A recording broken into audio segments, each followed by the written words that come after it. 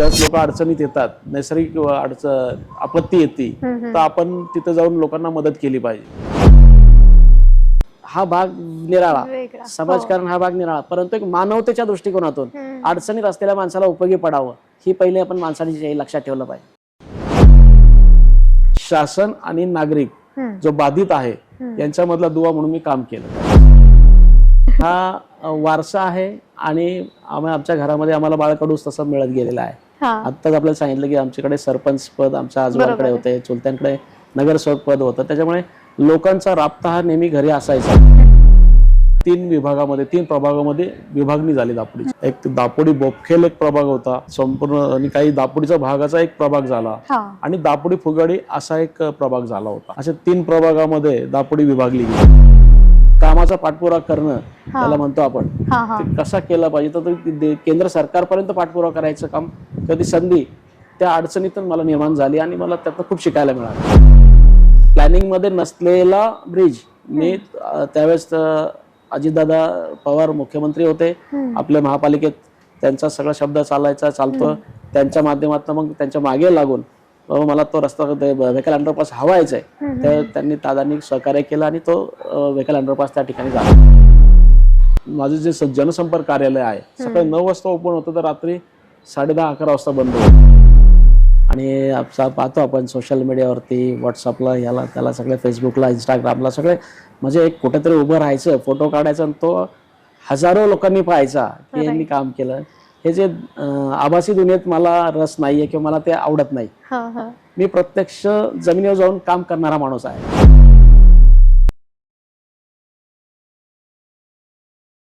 नमस्कार, जय महाराष्ट्र. मी प्रमाती गिड्डे आपलं the प्रमाती talks या पॉडकास्ट चॅनलवरती सगळ्यांचं स्वागत करते. नमस्कार सर, कसे आहात? नमस्ते, मजेत, एकदम आनंदात आहे. आपण कशा आहात? मी मस्त आहे आणि मी एक्साइटेड आहे आज तुमच्या सोबत हा पॉडकास्ट करायला, कारण खूप जण असतात जे इच्छुक असतात निवडणुकीसाठी आणि तिकीट मिळवण्यासाठी, खूप धावपळ चालू असते. पण तुम्ही जे गेले कित्येक वर्षांपासून काम करताय तर तुम्हाला माहिती आहे की तिकीट फिक्स आहे. उमेदवारी माझी असतेच, म्हणजे पक्षाकडून मिळून नाही मिळून आम्ही नगरसेवक या पदासाठी कायम उभे असतो आणि लोकांची कामं आम्ही सातत्याने करतोय. गेले अनेक वर्षापासूनचा हा आमचा वारसा आहे म्हटलं तरी चालेल. आमच्या आजोबा आमचे सरपंच होते दापोडी गावचे. त्यानंतर आमचे चुलते नगरसेवक होते, आमची चुलती नगरसेविका आहे, मी सुद्धा नगरसेवक होतो. आणि आता पुन्हा आता पॅनल पद्धत आहे, प्रभाग पद्धतीमध्ये अनेकांना संधी असते, तर आम्ही काम सातत्याने काम करतोय आणि नागरिकांची मागणी असते, नागरिकही पाठीशी आहेत, त्या माध्यमातून आपण निवडणुकीला सामोरे जातोय. आणि म्हणजे मला एक सांगा, दापोडी, कासारवाडी आणि फुगेवाडी हा जो परिसर आहे, तुम्ही ह्याला कसं बघताय? दापोडी, फुगाडी, कासोडी हा जो सगळा परिसर पिंपरी चिंचवड महानगरपालिकेमध्ये हा जो भाग येतो आणि पिंपरी चिंचवड शहर एक औद्योगिक नगरी म्हणून संबोधलं जातं किंवा पाहिलं जातं. श्रीमंत महानगरपालिका हे ब्रीदवाक्य आहे महानगरपालिकेच्या बाबतीत. आमचं दापोडी, फुगाडी, कासोडी हा जो परिसर आहे हा सगळा कामगार वर्ग मोठ्या प्रमाणात या ठिकाणी राहतो. बरोबर. म्हणजे संपूर्ण राज्यातून असेल किंवा इतर राज्यातून, देशामधनं सुद्धा बरेच लोक स्थलांतरित होऊन रोजीरोटी, नोकरी, कामधंद्यासाठी या शहरामध्ये आलेले आहेत. आणि त्यामध्ये दापोडी, फुगवाडी, कासोडी या इथे स्थानिक, ज्याला आपण ग्रामस्थ किंवा स्थायिक जे म्हटलं जातं, ज्याला आपण गाववाले हे व्याख्या वापरली जाते, गाववाले हा शब्द वापरला जातो. तर गाववाल्यांचं म्हणजे हे गावठाणं ह्या भागामध्ये आहेत, स्थानिक मंडळी इथं आहेत. त्याचबरोबर मग त्यांच्याबरोबर हे उदरनिर्वाहासाठी, ज्या आपल्या नोकरी धंद्यासाठी, व्यवसायासाठी इकडे शहरात आलेला जो लोंढा इकडे येत होता, त्यातनं ह्या गावांचं नागरीकरण झपाट्याने वाढलं आणि कामगार नगरी आणि कामगारांची मोठी संख्या असलेली गाव आहे. हो हो. आणि म्हणजे आता हे तुम्हाला इतके सगळेजण ओळखतात, म्हणजे वर्षानुवर्ष तुम्ही कामं केलेली आहेत.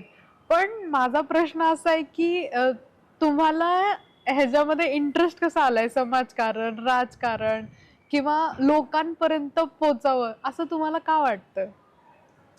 वाटण्याचा प्रश्न नाही हा. हा. हा वारसा आहे आणि आमच्या घरामध्ये आम्हाला बाळकडूच तसं मिळत गेलेलं आहे. हा. आत्ताच आपल्याला सांगितलं की आमच्याकडे सरपंच पद आमच्या आजोबांकडे बरोबर. होते, चुलत्यांकडे नगरसेवक पद होतं. त्याच्यामुळे लोकांचा राबता हा नेहमी घरी असायचा.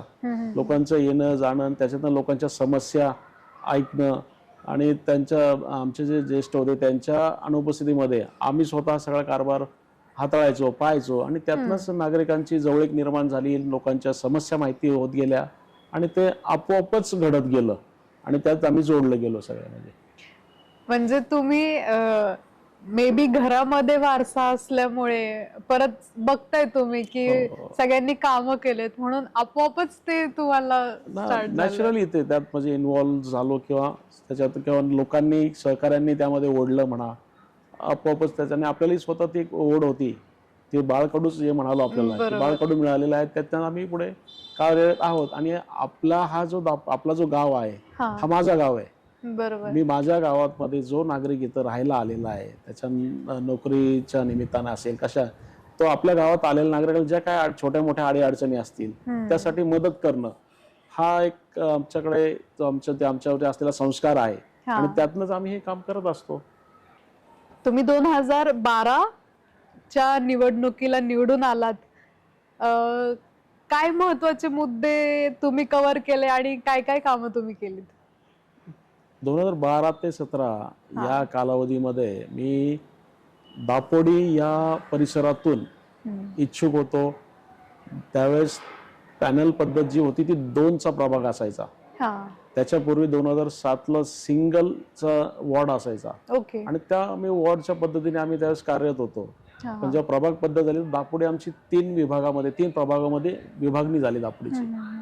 एक दापोडी बोपखेल एक प्रभाग होता संपूर्ण आणि काही दापोडीचा भागाचा एक प्रभाग झाला आणि दापोडी फुगाडी असा एक प्रभाग झाला होता. अशा 3 प्रभागामध्ये दापोडी विभागली गेली आणि त्यावेळेस मी काँग्रेस पक्षाचा मी त्यावेळेस कार्यकर्ता होतो, शहराचा उपाध्यक्ष होतो. खासदार श्रीरंगप्पा बारणे हे त्यावेळेस आमचे शहराध्यक्ष होते. अच्छा. त्यापूर्वी पण नंतर आम्ही कालांतराने ते आप्पा दुसरीकडे गेले. आम्ही मग आम्ही काँग्रेसमध्येच होतो. काँग्रेसकडनं इच्छुक असताना मी दापोडी जो प्रभाग होता प्रभाग क्रमांक त्यामधनं मी निवडणुकीला इच्छुक होतो आणि काँग्रेसची उमेदवारी मला मिळालेली होती. काँग्रेस आयची. परंतु दापोडी ज्यावेळेस 3 प्रभागात विभागली गेली तर त्यावेळेस राष्ट्रवादीची तर सत्ता होती. आदरणीय नेते अजितदादा पवार यांनी आग्रह केला. आमचे दिवंगत आमदार आमचे बंधू आदरणीय आमचे गुरु आदरणीय लक्ष्मणराव जगताप यांनी आग्रह केला की बाबा तू पलीकडच्या प्रभागातून लढ दापोडी बोपखेलमधनं आणि इकडं एक दुसरे काटे आणि पलीकडे एक तिसऱ्या तुम्ही 3 काटे लोक नगरसेवक होऊ शकाल आणि अशा माध्यमातून एकाच घरामध्ये आमचं दापोडीमध्ये काटेंची 600-700 संख्या आहे आणि दापोडीत कार्यकर्त्यांचंच गाव म्हटलं तरी चालेल. दापोडी चळवळीचंही गाव आहे. तर अशातनं मग त्यावेळेस त्यांच्या मार्गदर्शनानुसार त्यांच्या आज्ञेनुसार मी पलीकडे दापोडी बोपखेल या प्रभागातनं निवडणूक लढवली आणि 15 दिवसामध्येच काँग्रेस आयमधनं म्हणजे मी काँग्रेस आयमधनं राष्ट्रवादीत गेलो आणि 15 दिवसातच दुसऱ्या गावात जाऊन मी निवडणूक लढलो आणि तिकडनं निवडून आलो. त्यामध्ये अर्थात माझ्या दापोडीतील माझा जयभीम नगरचा भाग होता, पवार वस्ती होती, सिद्धार्थ नगर भाग होता, गुलाबनगर हे जो पट्टा सगळा होता म्हणजे साधारण 50% दापोडी हद्दीतलं मतदार होते आणि 50% बोपखेल असा तो प्रभाग होता. त्याच्यामुळं मला त्यावेळेस तिथं यश 15 दिवसातच आलं. अर्थात त्यामध्ये नेत्यांचाही सहभाग होताच. तिथे असताना काय प्रमुख कामं आपण केले? त्यावेळेस बोपखेलसाठी जाण्यासाठी दापोडी जो मुंबई पुणे जो हायवे आहे इथून बोपखेलमध्ये जाण्यासाठी CME हद्दीतून जावं लागायचं. कॉलेज ऑफ मिलिटरी इंजिनिअरिंग जे आहे त्याच्या प्रिमायसेस मधनं तो रस्ता होता आणि भारत स्वतंत्र झाल्यापासून किंवा स्वतंत्र पूर्व काळापासून तो रस्ता वापरला जात होता. परंतु आता 2014-15 मध्ये तो रस्ता बंद केला गेला संरक्षण विभागाकडनं आणि मग त्यावेळेस त्या गावाची फार मोठी अडचण निर्माण झाली. मग त्यावेळेस मी त्यावेळेस केंद्र सरकारमध्ये जाऊन त्यावेळेस आपले संरक्षण मंत्री मनोहरजी पर्रिकर साहेब होते. ओके. त्यांच्याकडे आम्ही 4 वेळा गेलो. त्या बोपखेल मधले ग्रामस्थांनाही घेऊन गेलो आणि ते करून तो आज आपण जर पाहता की बोपखेल खडकी हा एक जो पूल निर्माण झाला नवीन, तो निर्माण करण्यामध्ये त्या माझ्या काळातलाच तो ब्रिज आहे. त्यावेळेस मी पिंपरी चिंचवड महानगरपालिकेकडून 50 करोड रुपये सँक्शन केले आणि तो पूल आज लोक नागरिक वापरत आहेत. आज तो अस्तित्वात आहे, चालू आहे पूल. तर असं ते एक काम मोठं माझ्या काळामध्ये झालं. पण त्यातनं मला एक चांगला अनुभव आला की कामाचा पाठपुरावा करणं त्याला म्हणतो आपण, ते कसा केला पाहिजे. तर केंद्र सरकारपर्यंत पाठपुरावा करायचं काम, कधी संधी त्या अडचणीतून मला निर्माण झाली आणि मला त्यातनं खूप शिकायला मिळालं. त्यावेळेस तुमचे सहकारी कोणी होते? त्यावेळेस RPIच्या चंद्रकांताताई सोनकांबळे ह्या नगरसेविका होत्या. माझ्या पॅनलमध्ये ज्या शिंदे मॅडम होत्या त्या पराभूत झाल्या होत्या 250-300 मतांनी त्यावेळेस. त्याच्यामुळे चंद्रकांताताईच्या त्यावेळेस ज्या होत्या त्या शिवसेना आणि RPI अशी ती युती होती, त्याच्या त्या कॅन्डिडेट होत्या, त्या नगरसेवक होत्या. 2012 ते 17 ह्या दरम्यान तुम्ही कामं तर केलीत, पण अडचणी पण आल्या असतील ना काही तुम्हाला? निश्चित. आता आपल्याला केंद्र सरकारचं सांगितलं तसंच आता इकडे दापोडीमध्ये जे हायवे आहे सिद्धार्थनगरच्या तिथे एक व्हेकल अंडरपास केलाय आपण.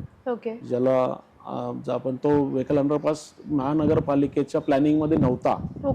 पूर्वी महानगरपालिकेने दापोडी ते निगडे हा जो रस्ता केला याच्यामध्ये जागोजागी व्हेकल अंडरपास ज्याला आपण भुयारी मार्ग म्हणतो ते केलेले आहेत. फुगेवाडीमध्ये असेल, संत तुकाराम नगरच्या इथे असेल किंवा आपला पिंपरीमध्ये आहे, आकुर्डीमध्ये आहे, परंतु दापोडीमध्ये केलेला नव्हता. दापोडीच्या नागरिकांची गैरसोय व्हायला लागली कारण त्यावेळेस BRTचा रूट आला, BRT बनवले गेले. BRTचे बॅरिगेट्स लावल्यामुळे जाणं येणं पलीकडे सोयीचं होत नव्हतं.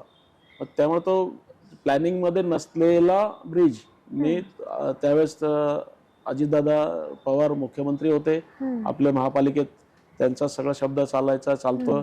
त्यांच्या माध्यमातून मग त्यांच्या मागे लागून बाबा मला तो रस्ता व्हेकल अंडरपास हवायचा आहे, तर त्यांनी दादांनी सहकार्य केलं आणि तो व्हेकल अंडरपास त्या ठिकाणी झाला. 8-8.5 करोडचं ते काम माझ्या काळात झालेलं आहे. त्याचप्रमाणे मुंबई पुणे रोडला जे हॅरिस ब्रिज पूर्वीचा आहे त्याला पॅरलल ब्रिज काही केले होते, आणखीन समस्या निर्माण होत होती. मग त्याच वेळेस आणखी 4था ब्रिज सुद्धा त्या माझ्याच कालावधीमध्ये झालाय की दापोडी बोपडी हा जो ब्रिज आहे हॅरिस ब्रिज तो माझ्या कालावधीमध्ये झालेला आहे. सर 2017च्या निवडणुकीला आपला पराभव झाला तरी देखील काम सातत्याने सुरू होतं, त्याबद्दल तुम्हाला काय बोलायचंय? 17 मध्ये पराभव झाला म्हणजे आता काय असतं की आजकाल निवडणुकीचं जे सामोरे जात असताना निवडणुका ज्या लढल्या जातात त्याला आपण सगळं जे वेगवेगळ्या माध्यमं वापरली जातात, ज्याला सरळ साध्या भाषेत सांगितलं साम दाम दंड भेद. तर मी सामोच्चाराने घेतलेलं होतं पण दामाने घेतलं नाही असं मी त्याचं विश्लेषण करेल. तिथे दामाजीराव कमी पडला आणि दंडाचा जो प्रकार म्हणजे लोकशाही माध्यमातून निवडणूक लढत असताना प्रशासनाचं कुठंतरी थोडं चुकतंय असं म्हटलं तरी वावगं होणार नाही. कारण लोकशाही पद्धतीने निवडणूक व्हायला पाहिजे, तेवढ्या ट्रान्सपरंट आणि पारदर्शक त्या होत नाहीत. ती थोडी खंत आहे माझ्या मनामध्ये. परंतु तरी मी ज्यावेळेस जरी पराभूत झालो असलो तरी सुद्धा माझं ऑफिस सकाळी 9 वाजता माझं जे जनसंपर्क कार्यालय आहे सकाळी 9 वाजता ओपन होतं तर रात्री 10:30-11 वाजता बंद होतं. म्हणजे मी निवडणुकीत पराभूत झालो म्हणून आता काय माझं काही जबाबदारी नाही, माझं काय आता काय मला काही गरज नाही त्याची असं मानसिकतेत आम्ही नाहीत. आपल्याला मागाशी सांगितलं की आमच्यावरती संस्कार आहेत, ते जे संस्कारात आम्ही वाढलेलो आहोत. मी जरी 8 वर्ष नगरसेवक नाहीये तरी मी माझं ऑफिस सातत्याने चालू ठेवलं. तिथे माझा 4 लोकांचा स्टाफ आहे, मी स्वतःही तिथं असतो आणि नागरिकांचा तिथं भरणा खूप नागरिकांचा राबता तिथं असतो. नागरिक येत असतात त्यांच्या वेगवेगळ्या छोट्या मोठ्या तक्रारी घेऊन येत असतात, त्या तक्रारी आम्ही सोडवण्याचं काम करतो. महानगरपालिका हद्दीतलं नगरसेवक पद म्हणजे तो सेवक आहे, त्यांनी नागरिकांसाठी उपलब्ध असलं पाहिजे. बरोबर आहे. आणि महापालिकेच्या नागरिकांच्या समस्या काय असतात? वॉटर मीटर, गटर, पाण्याची समस्या, लाईटची समस्या आणि जे ड्रेनेज आहे, गटर आहे, ह्या छोट्या छोट्या समस्या नागरिकांच्या असतात. बरोबर. पण त्या मूलभूत गरजा किंवा समस्या सुद्धा आज आमच्या दापोडी परिसर असेल, आमचा फुगाडी परिसर असेल, या भागातून त्या जेवढ्या प्रमाणात सुधारणा केल्या गेल्या पाहिजेत त्या झालेल्या नाहीत, ही एक खंत आहे. पण त्या आम्ही निश्चित त्या दूर करण्यासाठी प्रयत्न करू. ज्यावेळेस मी ज्यावेळेस निवडून येईल त्यावेळेस दापोडीतला संपूर्ण चेहरामोहरा बदलण्याचं माझं एक स्वप्न आहे आणि ते मी निश्चित पूर्ण करण्यासाठी प्रयत्नशील राहील. नक्कीच. पण असं पण असतं, म्हणजे मला असं लक्षात आलंय की ज्यावेळेस तुम्ही नगरसेवक नव्हता, ह्या परिसरात नगरसेवक असताना देखील आपल्या ऑफिसला फुटफॉल जास्त आहे किंवा लोक त्यांच्याकडे न जाता नानांकडेच का येतात मग? आता आपल्याला सांगितलं की इझी ऍक्सेस राईट नागरिकांसाठी आपण उपलब्ध झालं पाहिजे. आता आपल्याला माहिती आहे की दापोडी, फुगाडी, कासोडी या प्रभागामध्ये राष्ट्रवादी काँग्रेसचे 3 नगरसेवक आहेत. ओके. आणि भारतीय जनता पार्टीने सुद्धा 2 प्रभागावरती नामनिर्देशित सदस्य जे घेतलेले होते, तर ते 5-5 सदस्य तिथं असतानाही आज माझ्याकडे लोकांची रीग लागलेली असते कामासाठी. कारण त्याचं कारण की माझ्याकडनं लोकांना रिझल्ट मिळतात. मी माझा फोन 24 तास चालू असतो. मी नागरिकांना भेटतो, नागरिकांच्या समस्या जाणून घेतो आणि त्या 100% सोडवण्याचा प्रयत्न करत असतो. आणि त्याच्यामुळे नागरिकांचा एक विश्वास माझ्यावरती आहे आणि त्या विश्वासामुळेच माझ्याकडे लोक येत राहतात. इथे म्हणजे पूर्ण परिसरात अनेक जाती जमातीचे लोक राहतात. तुम्ही त्यांच्याशी कसं कनेक्ट करताय? अनेक जाती जमाती म्हणण्याच्या म्हणजे संपूर्ण भारत दापोडी, फुगाडी, कासोडी सामावला म्हटलं तरी चालेल. भारत देशामध्ये जेवढ्या जाती जमाती आहेत तेवढ्या सर्व जाती जमाती धर्माचे लोक या प्रभागामध्ये राहतात. आता सर्वांशी जोडले जात असताना प्रत्येकाचे धार्मिक उत्सव असतील, सण असतील, महापुरुषांच्या जयंती असतील, त्याचप्रमाणे आमच्या गावचाही उत्सव असतो. या अशा माध्यमातून सर्वांचा आपला संपर्क असतो. सगळ्यांमध्ये आपण त्या कार्यक्रमामध्ये सहभागी होतो. त्यांना पूर्ण ताकदीने त्यांच्या सहभागी होऊन त्यांना मदत करत असतो. ते माझ्याकडे मोठ्या अपेक्षेने येतात. आम्ही एकामेकाला सांभाळून घेत असतो आणि अशा पद्धतीने आम्ही गुन्ह्या गोविंदानं दापोडीतील सर्व जाती धर्माची लोक एकत्र नांदत असतात. सर, विधानसभा आणि लोकसभेमध्ये तुम्ही सक्रिय होता. परत म्हणजे तुम्ही तिथे पण काम केलेलं आहे. तुम्हाला त्याचा अनुभव कसा सगळ्यांसोबत शेअर करायचा आहे? नेमकं तर विधानसभा लोकसभा या टर्मची म्हणाल का मागचंही सांगायचं झालं? दोन्ही पण. तर म्हणजे आता आमचं दापोडी हे जे गाव आहे ना, हे पूर्वी पुणे महानगरपालिकेत होतं. ओके. 1967 ते 97 30 वर्ष पुणे महानगरपालिकेत असलेलं आमचं गाव आहे.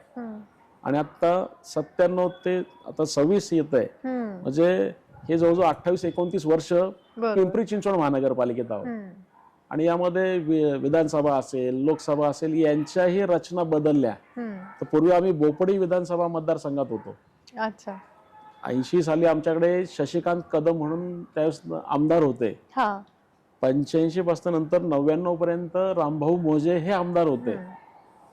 आणि त्याच्यानंतर ज्या निवडणुका लागल्या त्यावेळेस 99 नंतर आमच्याकडे जे चंद्रकांतजी छाजेड, माजी पर्यटन मंत्री होते, दिवंगत चंद्रकांतजी छाजेड साहेब, हे आमच्याकडे 2 वेळेस आमदार होते. त्यानंतर आमचे दापोडी इकडे आल्यानंतर पिंपरी चिंचवड महानगरपालिकेत समावेश झाला. त्यावेळेस विधानसभेच्या रचना बदलल्या. मग नंतर अण्णा बनसोडे आमच्याकडे एकदा आमदार झाले, मग नंतर गौतम चाबुकस्वार झाले आणि पुन्हा आता 2 टर्म अण्णा बनसोडे साहेब आहेत. अशा पद्धतीने म्हणजे सगळ्यांचं आम्ही त्यांची कारकीर्द आम्ही वयाच्या किशोर वयीन असण्यापासून पाहत आलोय. आज वयाचं माझं 56वं वय चालू आहे. आज ह्या टप्प्यावर येत असताना म्हणजे मी आज जवळजवळ 40 वर्ष हा सगळा प्रवास पाहतोय. सगळ्यांचा ग्राफ बघितलाय तुम्ही? सगळं पाहिलंय, म्हणजे आम्ही अनुभवलंय, आम्ही स्वतः त्यात सहभाग घेतलाय, काम केलंय आणि त्यामुळे एक अनुभव आम्हालाही चांगला आहे. कोरोना आला ज्यावेळेस तुम्ही नगरसेवक नव्हता, तरी देखील तुम्ही भरपूर मदत केली आणि त्याच्या आधी पूर देखील आला होता. त्यावेळेस तुमचे काम कसं होतं? आज कसं आहे, सगळं आज जाहिरातीचं युग आहे आणि पाहतो आपण सोशल मीडियावरती, व्हॉट्सअपला, याला त्याला, सगळे फेसबुकला, इंस्टाग्रामला, सगळे म्हणजे एक कुठेतरी उभं राहायचं, फोटो काढायचा आणि तो हजारो लोकांनी पाहायचा की यांनी काम केलं. हे जे आभासी दुनियेत मला रस नाहीये किंवा मला ते आवडत नाही. मी प्रत्यक्ष जमिनीवर जाऊन काम करणारा माणूस आहे.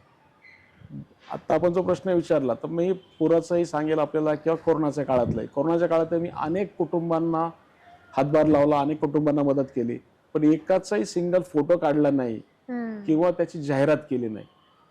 पुराचंही सांगायचं झालं तर 2005 ला सुद्धा आमच्या दापोडीमध्ये पूर आलेला होता. त्यावेळेस सुद्धा मी अनेक लोकांना मदत केलेली आहे. त्यावेळेस मी माझ्या पॉकेटमधनंही खर्च केला आणि शासनाची मदत मिळवून दिली. 2005 साली ज्यावेळेस पूर आला होता त्यावेळेस आमचा बॉम्बे कॉलनी परिसर असेल, इकडे मंत्री हाऊसिंगच्या मागच्या बाजूचा परिसर असेल, ह्या परिसरामध्ये आणि इकडे खाली स्मशानभूमीच्या बाजूला जे होता 2005चा पूर आपल्याला सांगतो, त्यावेळेस सुद्धा मी माझ्या स्वतःकडनं अन्नधान्य असेल, त्यांना चादर असेल, पांघरण्यासाठी चादर असेल, किंवा शासनाचे जे 5-5 हजार रुपयाची मदत त्यास मिळवून देण्यासाठी शासन आणि नागरिक जो बाधित आहे यांच्यामधला दुवा म्हणून मी काम केलं त्यावेळेस. अशा पद्धतीने 2005चं होतं. त्याचप्रमाणे आताची जी टर्म होती या नगरसेवक लोकांची 2017 ते 2022, यामध्ये सुद्धा 2019ला पूर आला. पुन्हा 2019ला ज्यावेळेस पूर आला त्यावेळेस आमचा जो बॉम्बे कॉलनीचा परिसर जो सांगितला तो असेल, SMS कॉलनी असेल, गुरुदत्त दत्तनगर असेल, किंवा खाली गुलाबनगर पट्टा आहे, सिद्धार्थनगर भाग, ह्या भागामध्ये सगळीकडे पवार वस्तीमध्ये खूप पुराणी घरं बाधित झाली. साधारणतः 765 लोकांना 2019ला 765 लोकांना मी शासनाकडनं 10-10 हजार रुपये मदत मिळवून देण्यासाठी पुन्हा तोच रोल माझा मी ते दुवा राहिलेला आहे. आणि त्यानंतर मी माझ्याकडनंही 8 ते 10 लाख रुपयाचं ज्या मदत नागरिकांना, मग त्यावेळेस मग अन्नधान्य असेल, बकेट असेल, मग असेल, चटई असेल, ब्लँकेट असेल, अशा पद्धतीने मदत केली.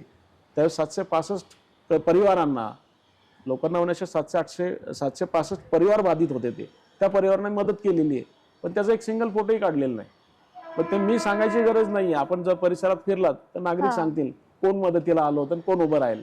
नगरसेवक लोक एकही आलं नाही, पण मी तिथे हजर होतो आणि शासनाची 10 हजार रुपये मदत सुद्धा त्या परिवारांना मिळवून दिलेली आहे. 2019ला सुद्धा जो पूर आला त्यामध्ये सुद्धा शासन आणि नागरिक जे बाधित लोक आहेत यांच्यासाठी दुवा म्हणून आपण पुन्हा काम केलं. त्यावेळेस नगरसेवक लोक कोणी आले नाहीत. मी पुन्हा तिथं उभं राहिलो, लोकांच्या पाठीशी जाऊन तिथं उभं राहिलो. लोकांना अडचणीतनं, ज्यावेळेस लोक अडचणीत येतात, नैसर्गिक आपत्ती येते, तर आपण तिथं जाऊन लोकांना मदत केली पाहिजे. बरोबर. हे राजकारण हा भाग निराळा, समाजकारण हा भाग निराळा, परंतु एक मानवतेच्या दृष्टिकोनातून अडचणीत असलेल्या माणसाला उपयोगी पडावं ही पहिले आपण माणसाने लक्षात ठेवलं पाहिजे. आणि लोकांचं ते लक्षात राहतं की आम्हाला कोण आलतं मदत करायला. आज कुठेही तुम्ही परिसरात फिरला, तुम्ही जाऊन विचारलं किंवा विचारायची आवश्यकता नाही. आज इतर जे पक्षाचे उमेदवार जातात नागरिकांकडे तर त्यावेळेस लोक डायरेक्टली बोलतात, आम्ही ज्यावेळेस अडचणीत होतो त्यावेळेस तुम्ही कुठे होता, नाना काटे एकटे आले होते. हे नागरिक स्वतः बोलतात आणि हीच आपली कामाची पावती असते. बरोबर आहे. आणि आपल्याला हेच कमवायचं की नागरिकांचे आशीर्वाद आपल्याला हवेत. आपल्याला तिथे जाऊन काही महापालिकेत जाऊन पैसा कमवायचा नाहीये, पाकिटं घ्यायची नाहीयेत. आपल्याला परिसराचा विकास करायचा आहे, त्या माध्यमातून आपण काम करतोय. तसंच 2024लाही पुन्हा पूर आला, पुन्हा तीच परिस्थिती. आता 800 परिवारांना बाधित झालेले होते, त्यांना शासनाचा निधी आपण मिळवून दिला. आणि मला वाटतं आता मार्चमध्ये शेवटचा 2025च्या मार्चमध्ये शेवटचा जो बाधित नागरिक होता त्याचा चेक आपण त्याला दिला. एक वर्ष जातो फॉलोअप मध्ये, कारण शासनाची यंत्रणा तुकडी पडते, शासनाकडून निधी येतो, परंतु त्यांचा पाठपुरावा करणं आणि त्यांच्याकडून ती मदत नागरिकांपर्यंत पोहोचवणं ह्याच्यासाठी आपल्यासारख्या कार्यकर्त्यांनी काम करायचं असतं आणि ते आम्ही करतोय. त्याच पद्धतीने आपल्याला सांगतो की आपण विचारलं होतं की आता कोरोनाच्या काळामध्ये अनेक परिवारात आपण केलं, पण कोरोना संपल्यानंतर थोडंसं शिथिल झालं आणि नागरिक ज्यावेळेस बाहेर सगळे फिरायला सुरुवात झाली किंवा दैनंदिन कामकाज सगळ्यांचं सुरू झालं, त्या काळामध्ये रिक्षावाले माझे बांधव आहेत यांच्यावरती एक वेगळंच संकट आलं. अच्छा. कारण रिक्षावाल्यांचं ज्यावेळेस कोरोना काळात कोणाला बाहेर येऊन दिलेलं नव्हतं, की त्यावेळेस काळच तो तसा होता, आपण सगळ्यांनी अनुभवला. तर रिक्षा चालकांचं जे आहे त्यांचे रिक्षाचे जे गाडीचे हप्ते होते ते थकले. त्यांचं टॅक्स आणि इन्शुरन्स हा सुद्धा थकलेला होता त्याच्या, आणि त्यांना गाडीचे हप्ते थकले, टॅक्स इन्शुरन्स थकलाय, आणि घर चालवायचं कसं त्यांच्यासमोर समस्या होती. अशा काळात कोरोनाच्या नंतर ज्यावेळेस त्यांनी त्यांच्या उद्योगासाठी व्यवसायासाठी रस्त्यावर आले, तर त्यांच्याकडे ते जो ड्रेस लागतो, गणवेश हवा येतो, त्या गणवेश त्यांच्याकडे नव्हता. त्यांच्याकडे ती परिस्थिती बरं 4-6 महिने व्यवसाय झालेला नव्हता, आणि मग त्यातनं गणवेश कुठे. तर त्यावेळेस इकडे रोडला आल्यानंतर ट्रॅफिकचे जे आपली यंत्रणा आहे त्यांच्याकडनं त्यांना अडवलं जाऊ लागलं, तुम्ही गणवेश घातलेला नाहीये, पावती करा. त्यांना 2,000-2,000 पावत्या त्यांच्यासाठी केल्या जात होत्या. मग ते नागरिक ते आधीच गाडीचे हप्ते भरलेले नाही, टॅक्स नाही, इन्शुरन्स नाही, ते त्यासाठी पावत्या त्यांच्याकडून केल्या जायला लागल्या. ते नागरिक माझ्याकडे आले, ते रिक्षा चालक सगळे, की म्हणे नाना असं असं आहे, काय करायचं. आता या समस्येला आपण प्रशासनाला तर म्हणू शकत नाही की तुम्ही टॅक्स इन्शुरन्स नाही तरी त्यांच्याकडून फाईन घेऊ नका किंवा ते नियम म्हणजे नियमाचं उल्लंघन तिथं होतंय. हे जाणून मग त्यावेळेस मी स्वतः माझ्या दापोडीमध्ये कमीत कमी 700 ते 800 रिक्षा चालक आहेत. रिक्षा स्वतःची आहे दापोडीमध्ये ना 700 रिक्षा चालक दापोडीमध्ये आहेत. कोणाचे स्वतःच्या आहेत, कोणाच्या शिपने घेतलेल्या आहेत, पण गणवेश नसल्यामुळे पण जे त्रास होत होता. आता आपण लोकप्रतिनिधी म्हटलं तर नागरिक आणि प्रशासन यांच्यामधला दुवा म्हणून आपण काम करायचं असतं. बरोबर आहे. तर पोलीस यंत्रणा ट्रॅफिकची जी काम करते ते त्यांचे जे ऍक्शन घेतात ते त्यांचं कर्तव्य बजावतात. कायदा आणि सुव्यवस्था नियम पाळले गेले पाहिजे ते त्यांचं कर्तव्य ते पार पाडतात. आणि इकडं यांची ताकद नाहीये तेवढं ते करायचं. त्यामुळे मग शेवटी मी स्वतः माझ्या स्वनिधीमधनं त्या 350 ते 370 लोकांना ड्रेस बनवून दिले, आणि 2-3 वर्ष सातत्याने मी ते देत आलोय, की त्यांना समाधान एक वाटतं त्यांच्या चेहऱ्यावर पाहून आपल्याला, आणि ते खुश असतात रिक्षावाले की नाना तुमच्यामुळे आम्हाला हा गणवेश मिळाला, आणि ते आनंदी आहेत. त्यांच्या आनंदातच आपला आनंद असतो. डेव्हलपमेंट प्लॅन जो आहे ना दापोडीचा आणि पूर्ण परिसराचा, ह्याच्यासाठी तुम्ही पण भरपूर पाठपुरावा केला होता आणि काम देखील केलंय, त्याबद्दल तुम्ही काय सांगाल? मगाशी मी आपल्याला सांगितलं की दापोडी महानगरपालिकेत समाविष्ट झालेले जे आहेत, तर तिकडे पुणे महानगरपालिकेत 30 वर्ष आणि इकडे 28 म्हणजे 58 वर्ष महानगरपालिकेत असतील हे गाव आहे. आणि 58 वर्षात जो विकास व्हायला हवाय तो विकास काय झालेला दिसत नाहीये. म्हणजे आजूबाजूची आपण जी गावं पाहिली तर छोटी छोटी गावं आहेत, पोपटेल सारखं गाव असेल, बाकी इतर गाव आहेत की त्या ठिकाणी मोठ्या प्रमाणात विकास प्रकल्प आलेले आहेत, मोठी मोठी कामं झालेली आहेत. बोपकेल असेल किंवा इतर आमचे जी गावं आहेत पिंपरी चिंचवड शहरामधली, मोठ्या झपाट्याने त्यांचा बदल झालाय, झपाट्याने विकास झालाय. त्या तुलनेत दापोडी एवढे 60 वर्ष 58 वर्ष महापालिकेत असून विकास झालेला नाहीये. आणि तो होण्यासाठी आपण त्यासाठी लक्ष घातलं पाहिजे ही माझी एक प्रामाणिक इच्छा आहे. सगळ्यांना माझं सांगणं राहील की राजकारण बाजूला ठेवा आणि परिसराचा विकास कसा होईल, महानगरपालिकेचा जास्तीत जास्त निधी आपल्या दापोडीमध्ये आणून दापोडी परिसरात विकास करायचा आहे. त्यासाठी सगळ्यांनी प्रयत्नशील राहायला पाहिजे. तर आपण जो प्रश्न विचारला तर दापोडीचा विकास आराखडा जर आपण म्हटलं तर पुणे महानगरपालिकेत असताना जो 82 साली जो विकास आराखडा आलेला होता, त्याच्यानंतर पुणे पिंपरी चिंचवड महानगरपालिकेत आल्यानंतर 99 साली विकास आराखडा दुसरा दापोडीचा प्रसिद्ध झाला इकडे, आणि तोही त्याची मुदत संपली. आणि आता मार्च महिन्यामध्ये पिंपरी चिंचवड महानगरपालिकेचा नव्याने ड्राफ्ट प्लॅन आलेला आहे. आणि त्या ड्राफ्ट प्लॅनवरती सूचना हरकती मागवल्या होत्या. तर त्या सूचना हरकतीमध्ये मी जवळजवळ 14 सूचना आणि हरकती घेतलेल्या आहेत किंवा दिलेल्या आहेत. आणि त्या असंही नाही की माझं ही आमक्याची जागा किंवा माझी जागा ती रिझर्वेशन मधनं वगळा अशा पद्धतीची एकही सूचना नाही. जे आहे त्याच्यात जे तांत्रिक चुका आहेत त्या तांत्रिक चुका कशा दुरुस्त केल्या पाहिजेत आणि तो प्रकल्प लवकर कसा मार्गी लागेल यासाठीच्या ज्या सूचना आणि हरकती मी तिथे दिलेल्या आहेत. एक उदाहरण सांगायचं झालं तर एक शाळेचं आरक्षण आहे ओके आणि एक प्लेग्राऊंडचं आरक्षण आहे, असे 2 आरक्षण आहेत. तर ते शाळेचं जे आरक्षण आहे ते पूररेषेमध्ये दाखवलंय, निळ्या पूररेषेच्या आतमध्ये, आणि खेळाचं मैदानाचं आरक्षण जे आहे ते पूररेषेच्या बाहेर आहे. म्हणजे आता तसं जर पाहिलं तर ड्राफ्ट प्लॅन बनवताना ती जी यंत्रणा आहे त्यांच्या हे लक्षात आलं पाहिजे, त्यांनी अशा पद्धतीने असा प्लॅन प्रसिद्ध केलाच नाही पाहिजे. कर्तव्यात कसूर म्हणून त्यांना सुद्धा नोटीस का नाही काढावी असा विचार येतो की जिथं बिल्डेबल लँड नाहीये तिथं तुम्ही बिल्डेबल रिझर्वेशन टाकता आणि जिथे बिल्डेबल लँड आहे तिथं ओपन यूज रिझर्वेशन टाकता.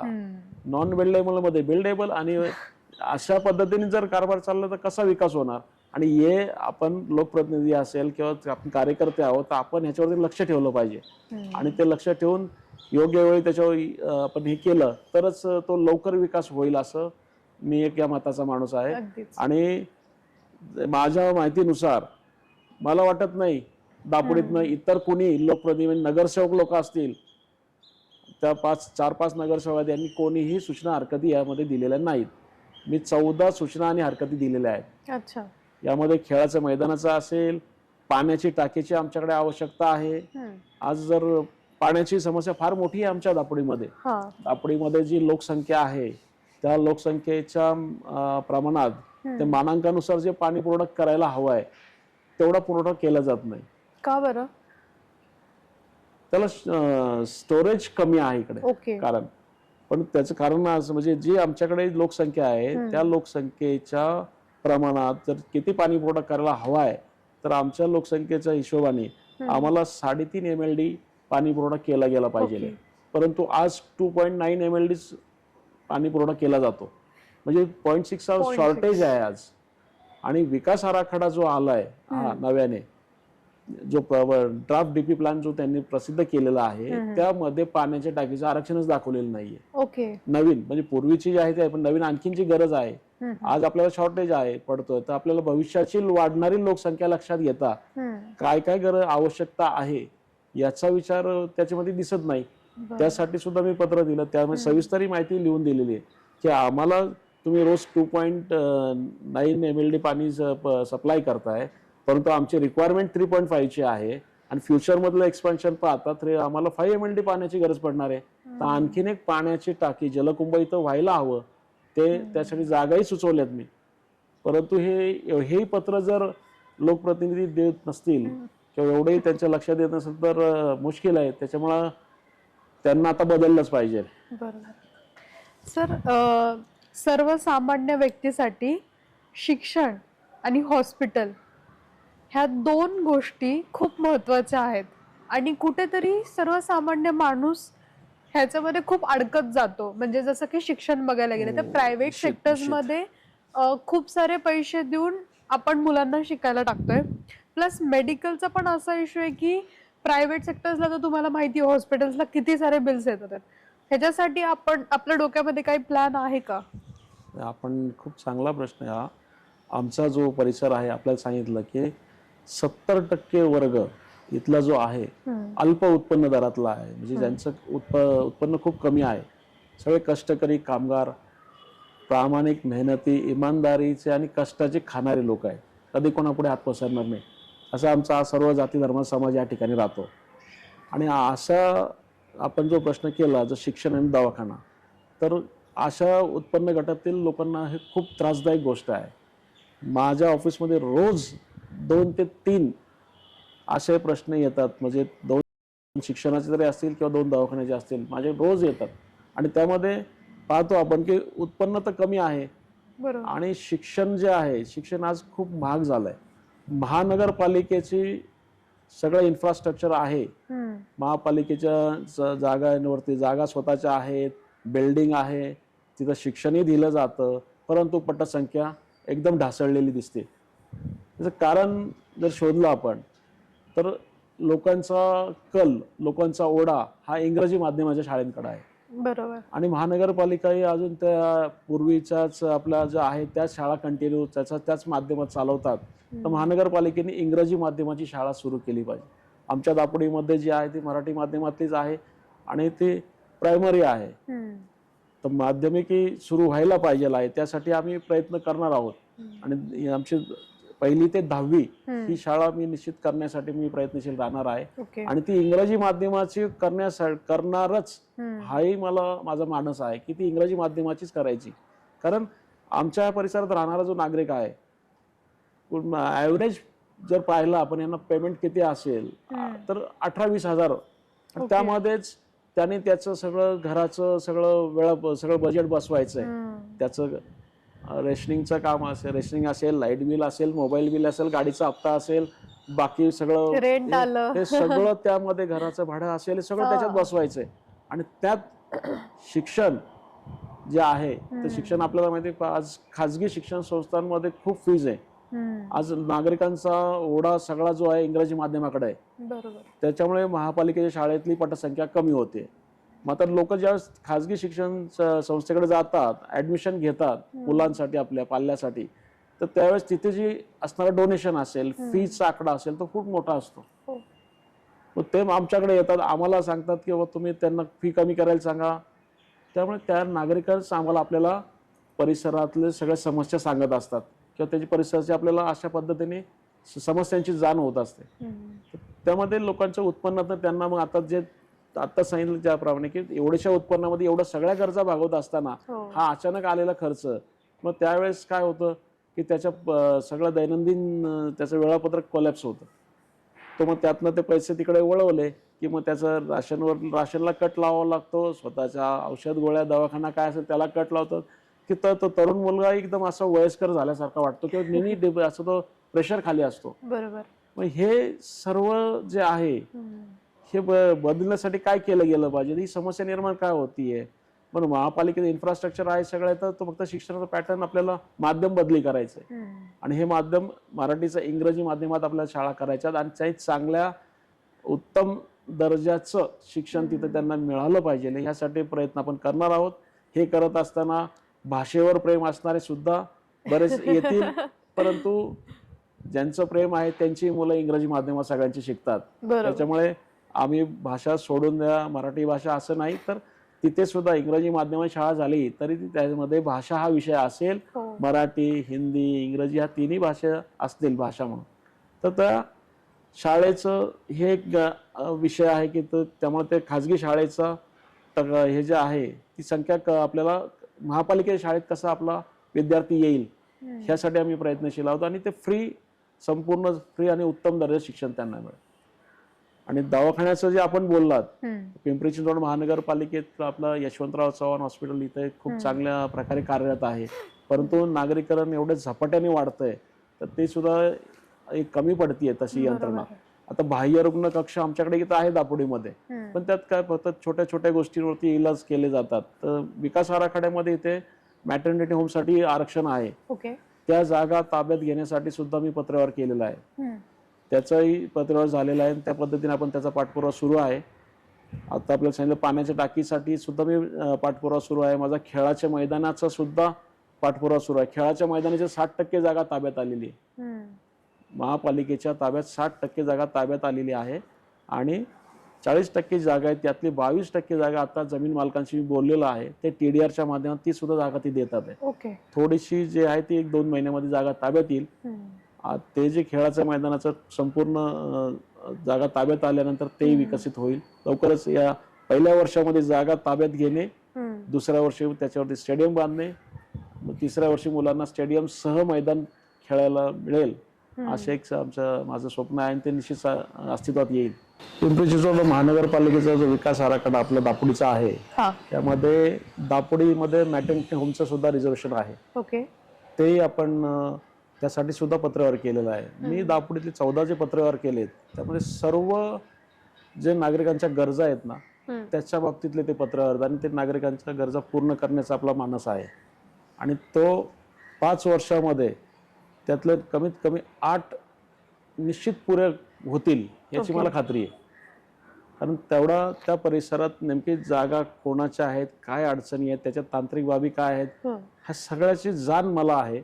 आणि मग प्रशासन आणि जागा मालक यांचा मध्यस्थी करून ती जागा लवकर ताब्यात घेणे आणि ती विकसित करणे यासाठी आपण प्रयत्नशील राहणार आहोत. तर बाकी आमच्याकडे बाकी नागरिक जोपर्यंत आयुष्य माणूस जगतो ते सगळं ठीक आहे. माणूस गेल्यानंतर ज्या माणसाला जिथं नेलं जातं, आमच्या दापोलीची स्मशानभूमी जर आपण पाहिली तर एवढं मोठं RCCचं काम एवढं मोठ्या प्रमाणात तिथं केलेलं आहे, परंतु सगळं तिथं नियमांचं उल्लंघन करून काम केलेलं आहे. ज्याला आपण HFL लेवल म्हणतो, म्हणजे हाय फ्लड लेवल. HFL लेवलच्या खाली कुठं बांधकाम करायचं नसतं. ही स्मशानभूमी झालेली 8-9 सालानंतर बांधकाम तिचं नव्याने 2005-6 सालीच आलेल्या ज्या आहेत पूररेषा, निळी पूररेषा वगैरे, HFL लेवलच्या खाली जाऊन बांधकाम केलेलं आहे. म्हणजे सगळं मग त्यांच्यावरती का गुन्हे दाखल करू नयेत, त्या प्रशासनाने कारवाई का करू नये. आणि आज पाणी तिथं काय होतं की आजूबाजूला इतके बकालपणा आलेला आहे, गलिच्छपणा, की माणूस गेल्यानंतर तिथे जाण्यासाठी व्यवस्थित रस्ता नाही, स्वच्छता नाही. आणि पावसाळ्यात तर ती स्मशानभूमी पाण्याखालीच असते. तिथे म्हणजे भरावाचा आयटमच त्यावेळेसच्या तत्कालीन जे कोणी असतील त्या सर्वांनी तो भरावाचा आयटमच खाऊन टाकलाय. म्हणजे मेलेल्याचा टाळूवरचं लोणी खाण्याचा तो प्रकार म्हणतो ना, तो प्रकार आमच्याकडे दापोलीत प्रत्यक्षात अनुभवायला मिळतो आपल्याला. हे कुठेतरी हे बदल व्हायला पाहिजे. तर ते दापोली स्मशानभूमी सुद्धा नव्याने करण्याचा माझा मानस आहे. ती नव्याने आपण करणार आहोत. अशा पद्धतीचं काम आपण करणार आहोत.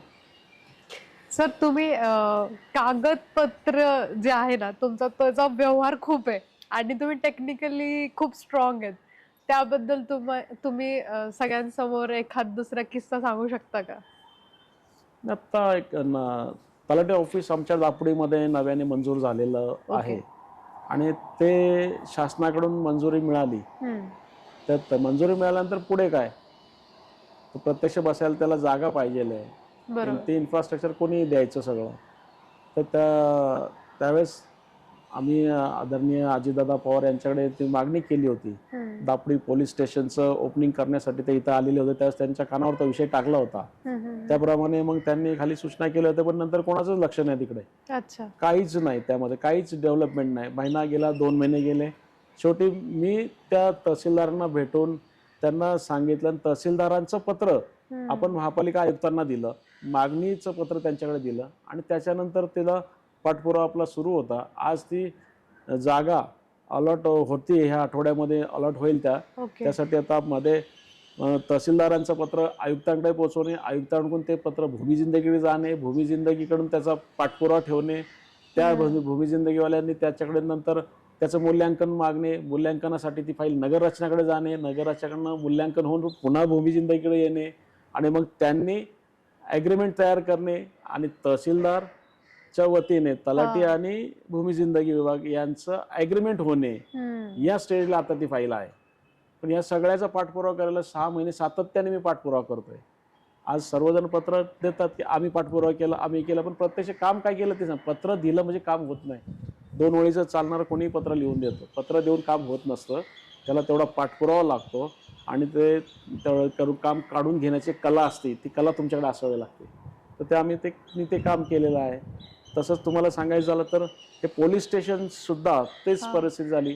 शहरामध्ये अनेक पोलीस स्टेशन्सला मंजुरी मिळाली आणि त्या मिळाल्यानंतर आमच्या दापोलीत जी पोलीस चौकी होती त्या चौकीमध्ये पोलीस स्टेशनचा स्टाफ बसायचा. म्हणजे चौकीचा स्टाफ असून किती असतो, 5 ते 7 लोकांचा असतो, 10 लोकांचा असतो. आणि स्टेशनचा पोलीस स्टेशनचा स्टाफ हा जवळजवळ 100 लोकांचा असतो. 3 शिफ्टमध्ये आपण पाहिलं तर त्यांना बसायला जागा नव्हती. महापालिकेकडून त्यांना जागा अलॉट करण्यात आली. इथे एक महापालिकेचं एक वाहनतळाचं आरक्षण आहे, त्यामध्ये खालच्या बाजूला शटर्स जे होते कमर्शियल एरिया, ती त्यांना अलॉट करण्यात आली. पण ते नुसतं बोलणं झालं, पण प्रत्यक्ष ॲग्रीमेंट झालेलं नव्हतं. त्यासाठी सुद्धा मी पाठपुरावा केला. त्यानंतर शासनाच्या गृह विभागाने जरी मंजुरी दिलेली असली तर जागा, मोकळी जागा मिळते, त्याला इन्फ्रास्ट्रक्चर सगळं फर्निचर हे ते सगळं हवंय ना, त्यासाठी त्यांना फंड्स नव्हते. तिथले जे PI होते तत्कालीन, त्यांनी माझ्या मागे लागले, म्हणे की हो साहेब आम्हाला ही मदत होत नाही ना, आम्हाला याचं ओपनिंग लवकर करायचं आहे आणि बसायला तिथं यायचं आहे, पण फंड काय, तर फंडचे कशी अरेंजमेंट होणार, ते त्यांच्याही लक्षात. मग मी शेवटी त्यांना घेऊन आमचे आमदारांकडे गेलो, आमदारांना सांगितलं असं असं आहे, त्यांच्या PAंना घेतलं आणि कलेक्टरांकडे जाऊन ज्या आपला DPDCचा जो फंड आहे त्या DPDCच्या फंडमधनं 1.5 करोड रुपये पोलीस स्टेशनला मंजूर करून दिले आणि त्यानंतर ते काम पूर्णत्व असं गेलं आणि आज तिथं पोलीस स्टेशन सुरू झालंय. म्हणजे प्रशासनातल्या लोकांना सुद्धा अडचणी येतात. आज पोलीस डिपार्टमेंटला सुद्धा अडचण होती, हे लक्षात घेण्यासारखी बाब आहे. त्यासाठी आपण तो दुवा म्हणून काम करत असताना आपण तिथंही भरीव काम केलं किंवा ती मोलाचं योगदान आपण आपल्या तिथं दिलेलं आहे. त्याच पद्धतीने बँक ऑफ महाराष्ट्र दापोलीमध्ये आपल्याकडे एक शाखा आहे. ती शाखा मुंबई पुणे हायवेला होती. ते नागरिकांना, ज्येष्ठ नागरिक असतील, महिला असतील, माता भगिनी असतील, यांना जाण्यासाठी ते खूप अंतरावर पडायचं. तर एवढ्या लांब जाणं येणं, रेल्वे गेट क्रॉस करायचं, नंतर हायवेला जायचं. तर ती बँक, बाकी बँका ज्या आहेत, कोऑपरेटिव्ह बँका असतील किंवा इतर नॅशनलाइज बँका होत्या, त्या दापोलीच्या गणेशनगर भागामध्ये आलेल्या होत्या आणि ते जवळ येते ठिकाण. परंतु बँक ऑफ महाराष्ट्र ही पूर्वपार अनेक 60-70 वर्षापासून बँक ऑफ महाराष्ट्र आहे, ती हायवेला होती. अनेक नागरिकांनी माझ्याकडे मागणी केली की आम्ही सर्व पेन्शनर आहोत, पेन्शनरला एवढं लांब चालत जावं लागतं किंवा रिक्षाला पैसे द्यावे लागतात, तर नाना ह्यासाठी तुम्ही प्रयत्न करा. तर मी वर्ष ते 1.25 वर्ष पाठपुरावा केला. बँक ऑफ महाराष्ट्राच्या सगळं सिनियर्सपर्यंत, लोकमंगलपर्यंत, तिथे शिवाजीनगरला तिथपर्यंत जाऊन 1.25 वर्ष पाठपुरावा करून ती बँक स्थलांतरित करून आज गणेशनगर भागात आणली. आणि अनेक लोक त्याच्याबद्दल मला आशीर्वाद देतात किंवा माझं शुभचिंतन करा की बाबा तुमच्यामुळे आमचा त्रास वाचला. आणि ते नागरिकांचा जो सिनियर सिटीजन असतील, महिला असतील, यांच्या चेहऱ्यावरचा तो आनंद पाहून आपल्यालाही आनंद होतो. अशा पद्धतीने काम करत असतो आम्ही. अगदीच. म्हणजे तुम्ही नगरसेवक असताना कामं केलीत, नगरसेवक नसताना देखील कामं केलीत. आता 2025-26 मध्ये महानगरपालिका पुन्हा एकदा लागत आहे आणि तुमचा जो पक्ष प्रवेश आहे तो सगळ्या पिंपरी चिंचवडकरांनी बघितलाय.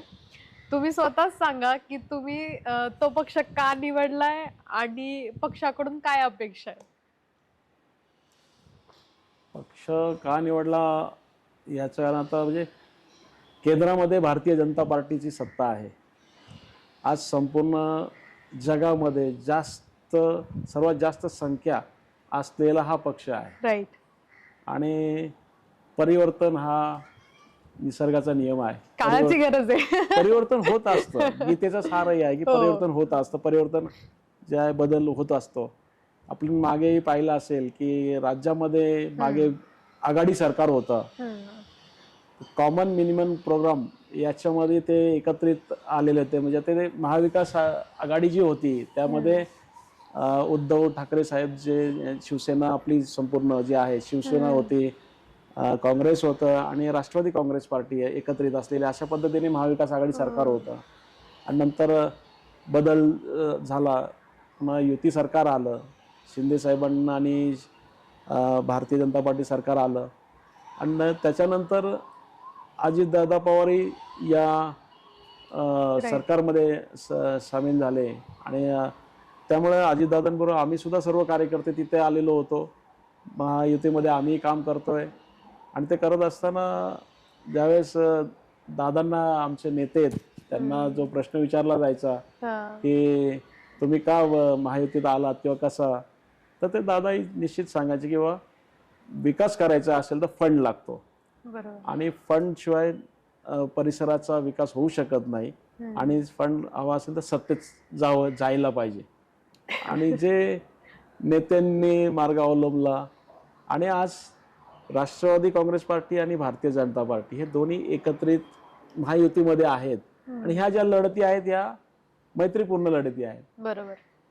तर राष्ट्रवादी काँग्रेस पार्टीकडनं ज्यावेळेस उमेदवारी मागायचा विचार होता, परंतु आमचे सर्व सहकारी आणि सर्व ज्येष्ठ नागरिकांनी आम्हाला म्हणाले की आपण यावेळेस दुसरीकडनं प्रयत्न करूया. कारण मागे इथं भारतीय जनता पार्टीची सत्ता होती, आताही पुढे सत्ता तसेच चिन्ह आहेत आणि चांगले सर्व लोकप्रतिनिधी चांगले तिथे आहेत, त्यांच्या माध्यमातून तुमचे संबंध सगळ्यांचे चांगले आहेत, आपल्या गावाचा विकास करायचा असेल तर तुम्ही ह्या पार्टीतून गेलं पाहिजे असं सर्वांचं मत होतं. सर्वांचं हा सर्वसमावेशक असा विचार सगळ्यांच्या विचारातनं मी परवा भारतीय जनता पार्टीचा सदस्य झालेलो आहे, प्रवेश केलेला आहे. शहरातील 20 ते 22 लोकांनी प्रवेश केला त्यामध्ये पार्टीमध्ये, आणि आता भारतीय जनता पार्टीचा कार्यकर्ता म्हणून या परिसराची मी सेवा करण्यासाठी कटिबद्ध आहे. पुढील 5 वर्ष किंवा 5 वर्ष नाही म्हणता येणार, तुमचं पुढचं विजन काय असेल दापोडीसाठी? विजन म्हणजे आपल्याला सांगितलं आता की जे विकास आराखडा जो आहे त्याच्या माध्यमातून गावाचा जो परिसराचा कायापालट करणे, त्यामध्ये आमचे विकास आराखड्यात दाखवले 30 मीटरचे रस्ते आहेत, खेळाचं मैदान क्रीडांगणाचा विषय आहे. दुसरा आमचं ज्या या ठिकाणी आणखीन एक मागे प्लेग्राऊंडचं एक आरक्षण आहे आमच्या घराच्या मागच्या बाजूला सर्वे नंबर 74, 77, 78 हे 3 सर्वे नंबरच्या पार्टमध्ये 2 एकरवरती खेळाचं आरक्षण आहे. पण तिथे पहा गेले 60 ते 70 वर्ष सर्वसामान्य कुटुंबातील लोक तिथे राहतात. कामगार वर्ग आमचा सर्व जो आहे तो तिथे राहतोय. जो आमचा आश्रम आहे इकडे, त्या अनाथ आश्रमच्या बाजूला तो सगळा जो पट्टा येतो तो सगळा परिसर, पण त्या रहिवासी जागेवरती ते आरक्षण ते दाखवलंय खेळाचं. आज ते जर तिथं आरक्षण विकसित करायचं म्हटलं तर ते लोक बेघर होतील. बरोबर.